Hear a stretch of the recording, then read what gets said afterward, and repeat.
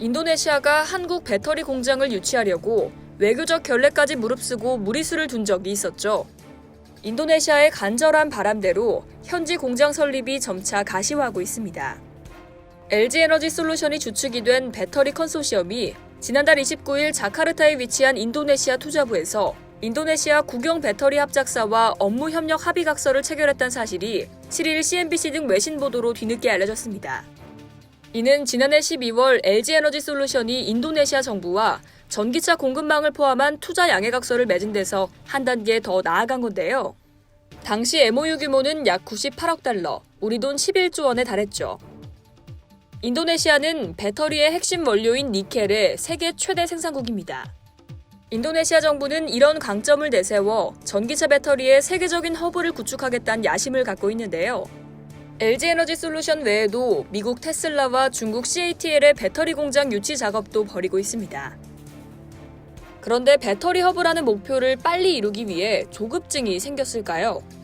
지난해 12월 한국에서는 인도네시아 장관단의 행보가 입길에 올랐습니다.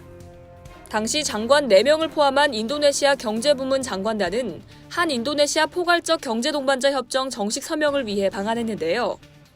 메인 행사보다 인도네시아가 관심을 가진 건 그간 공들여온 LG에너지솔루션, 현대차 등과의 투자 협약인 걸로 알려졌습니다. 하지만 인도네시아 측의 돌출 행동이 나왔습니다. 정해진 공식 스케줄을 일방적으로 취소하는가 하면 장관 4명 중 2명이 일정 도중에 출국하는 일이 일어났는데요. 인도네시아 측은 코로나19 방역 문제 때문이라고 밝혔지만 재계는 한국 기업이 투자 협약에 미온적인 자세를 보였기 때문이라고 해석했습니다. 결국 인도네시아 측은 희망대로 방한 중 LG에너지솔루션과 배터리 산업 협력을 위한 MOU를 체결했는데요. 외교적 문제를 우려한 산업통상자원부가 나서서 부랴부랴 MOU를 성사시킨 거라는 소문까지 돌았죠. 이번 업무협력 합의각서가 바로 이때 맺어진 MOU를 기초로 한 겁니다.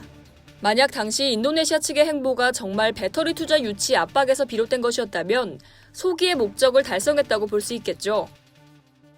바흐릴 라하달리아 인도네시아 투자부 장관은 이날 합의각서 체결식에서 정해진 규범에 따라 지원해 나갈 것이라며 향후 신속한 투자가 이뤄져야 할 것이라고 강조했는데요. LG에너지솔루션은 지난해 한국에서 MOU를 맺은 이후 이번에 현지에서 구속력이 없는 합의각서를 체결한 것이라며 비공개 원칙에 따라 협약의 구체적 내용을 공개하긴 어렵다고 전했습니다. 현지 언론은 LG에너지솔루션의 인도네시아 배터리 공장이 오는 6월에서 7월 착공할 수 있다고 보도했지만 LG에너지솔루션은 이와 관련해서도 아직 확정된 내용은 없다고 밝혔습니다. 이상 여의도TV였습니다.